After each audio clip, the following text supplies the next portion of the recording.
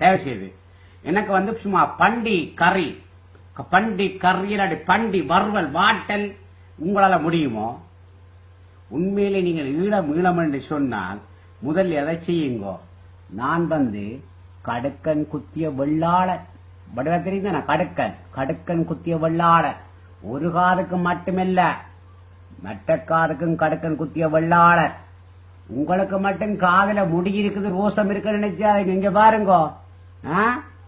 எந்த காதலும் முடி இருக்குதுன்னா நல்ல முடி இருக்கு, கருப்பு முடி. இந்த பாருங்க, இந்த காதல பாருங்க, உங்களுக்கு காதை காட்டினா தெரியும். பாருங்க அந்த மாதிரி காதல முடி இருக்குது. உங்களுக்கு ரோசம் மட்டும் இல்லை, எங்களுக்கு இருக்கு. கடுக்கன் குத்திய வெள்ளாளன் நான். எனக்கு பண்டிகரியோட ஒரு விருந்து வைப்பீங்களோ? முடியுமா உங்களால? முடியுமோ? அதுக்கு தெம்பு இருக்கா? குஞ்சியில விந்து இருக்கா? தைரியம் இருக்கா? ஒரு பண்டிகரை காட்சி ஒரு ஈழத்தமிழனுக்கு விருந்து வைக்கிற தகுதியே உனக்கு இல்ல. அதுக்கான அதிகாரம் கூட உனக்கு இல்ல. நீ உண்ட வீட்டுல பண்டிகரை சமைச்சி என்று சொன்னால் அடுத்த நிமிஷமே இஸ்லாமியர்கள் உன்னை விட்டு விலகுவாங்க. உனக்கு இஸ்லாமியர் போற பிச்சையும் இல்லாம போயிடும். நீ எங்கட விட்டப்பா நீ மாட்டுக்கறி கேட்கிறியோ? தாராளம். நான் உன்னை இலங்கைக்கு வர வளைக்குவோ பா, இல்ல ஜெர்மனிக்கு வர முடியுமோ பா. உனக்கு நான் பண்டிகரியோடு நான் விருந்து வைக்கிறேன். மாட்டுக்கறி கேட்டீங்கன்னா மாட்டுக்கறியோட விருந்து வைக்கிறேன் நான். ஆனா நான் கேட்கிற ஈழத்தமிழன், நான் கேட்கிறது நான் சும்மா நாள் இல்ல, மா வீரர் குடும்பம் இல்ல, மா வீரர்கள் குடும்பத்தை சேர்ந்த நான். மா வீரர் குடும்பம் இல்ல, மா வீரர்கள் குடும்பம். அப்ப நான் பாரன், எனக்கு உன்னால பண்டிகரி சமைச்சு தர முடியுமோ? உனக்கு அதுக்கு வக்கில்லையே தாயே, அதுக்கு வக்கில்லையே. ஒரு ஈழத்தமிழன் வந்து பண்டிகரியோட விருந்து கேட்ட உனக்கு சமைச்சு தாள தைரியமோ வக்கு இல்ல, அறவே இல்ல. உன்னால முடியாது. உண்ட வீட்டுல பண்டிகரை சமைச்சா அன்றைக்கு உண்ட கூட்டம் நாசா போயிடும், ஓடி போயிடும். அல்லாட்டி உனக்கு கழுத்தறுத்து போட்டு போயிடுவாங்க முஸ்லிம்காரங்க. இப்படிப்பட்ட சொர்ணைய பண்டி நேமாரின்னு சொல்லி போட்டு நீ இந்த வீட்டுக்கு பா. நான் ஈழத்தமிழன் சொல்றேன். மாட்டுக்கறி தானே கேட்கிற? உனக்கு எந்த மாடு வேணும்? அர்ஜென்டினியன் மாடு வேணும் போயிடும். உனக்காண்டி நானும் சாப்பிட்டு காட்டுறேன். மாட்டை நானும் சாப்பிட்டு காட்டுறேன். மாட்டுக்கு நான் கொள்றதையும் பகைக்கிறவன். ஆனா உனக்காண்டி நானும் அந்த விருந்தில நான் பங்கு கொள்றேன். என்ற விட்ட மூஞ்ச வேகக்கூடாது. உன்னால முடியுமோ? உண்ட வீட்டில் ஒரு தடவையாவது நான் ஈழத்தமிழன் பாரம் இல்ல பண்டி சமைச்சு உண்ட வீட்டுல சமைக்க முடியுமோ? அதுக்கான தில் இருக்க மயில நெஞ்சில தில் இருக்கா? புண்டியாண்டி தில் இருக்கா? உண்ட வீட்டுல வந்து பண்டி சமைச்சிட்டு அடுத்த கணமே உண்ட முஸ்லீம் கோட்டம் வந்து ஓடி வச்சிடும். பண்டுன்ற நாயேன்னு சொல்லி போட்டு இதாண்ட கோட்டம், கொட்டம். உனக்கு பின்னால் தெரியறதெல்லாம் இப்படிப்பட்டதான். நான் செய்து காட்டுறேன். எந்த வீட்டுக்கு பா, ஈழத்துக்கு பா. நீ என்ன விருப்பமான சாப்பாடு, மாடு கேட்கிறியோ, ஆறு கேட்கிறியோ, கோழி கேட்கிறியோ, நண்டு கேட்கிறியோ, ரால் கேட்கிறியோ, கனவா கேட்கிறியோ, என்ன கர்மம் விடாலும் சமைச்சு தாரேன். அதையும் நான் உண்டு காட்டுறேன்.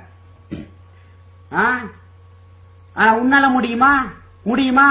ஒருக்கா பன்றி இறைச்சி விருந்து வீட்டுல சமைக்கவோ அல்லாட்டி பண்டி இறைச்சி விருந்து வைக்கவோ உனக்கு தில் இல்ல. நெஞ்சிலும் தைரியம் இல்ல, இந்த கொட்டையிலும் தைரியம் இல்ல, இந்த குஞ்சியிலும் தைரியம் இல்ல.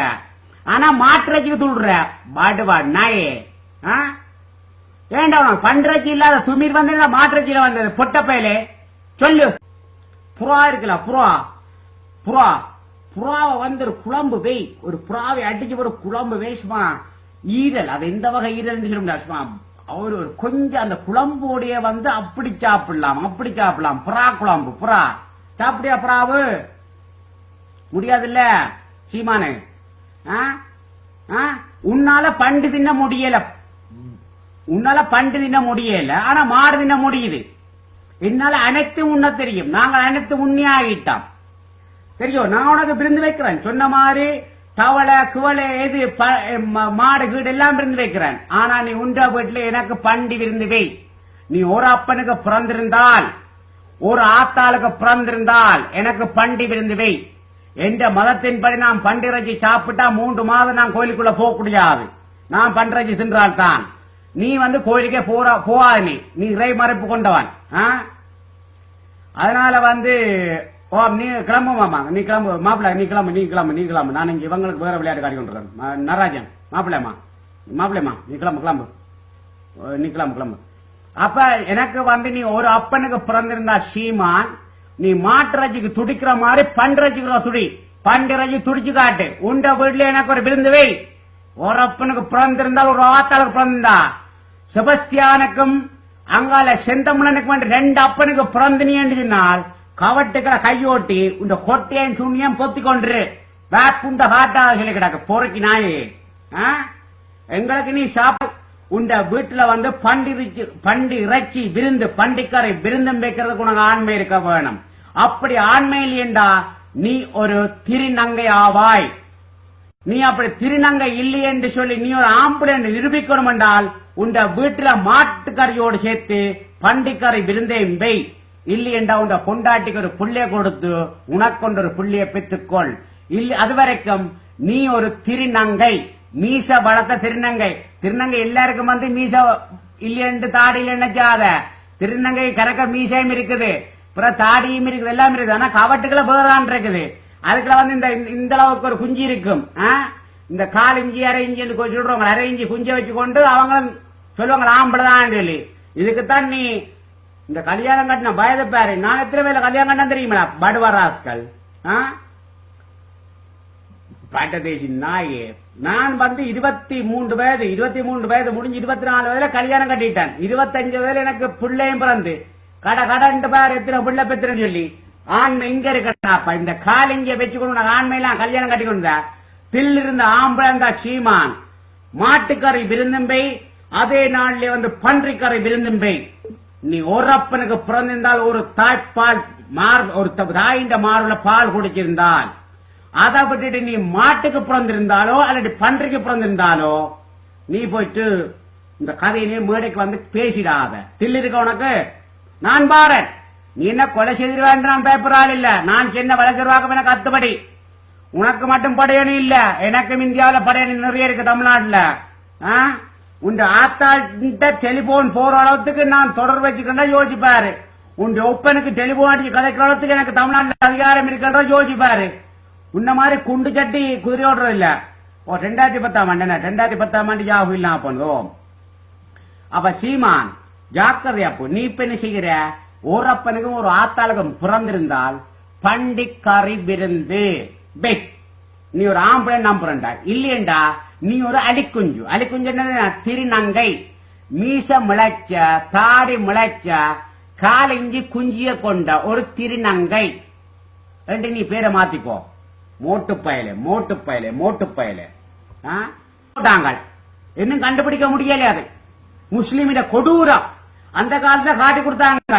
ஒரு காலத்துல காட்டி கொடுக்குற விளையாட்டு இல்ல. இப்ப வந்து ஓமாம் கொஞ்ச நேரத்துல அப்ப ஓமாம் கொஞ்ச நேரத்துல போலீஸ்காரா கொஞ்ச நேரத்துலயா.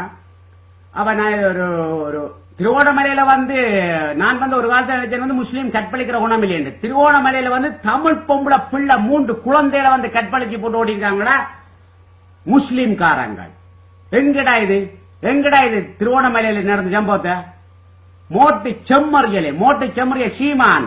உனக்கு வந்து மூளை மண்டைக்கே இல்ல, உண்ட கொட்டைக்கையும் இல்ல. எங்கோ அந்த முஸ்லீம் மொட்டன் சுண்ணத்துல அந்த மூளை இருக்குது. பேர்தேசி நாயே போ. பண்டி குழம்பு வை, பண்டி விருந்து வை. உன்னை ஒரு ஆம்பளை ஏத்துக்கொள்றேன்.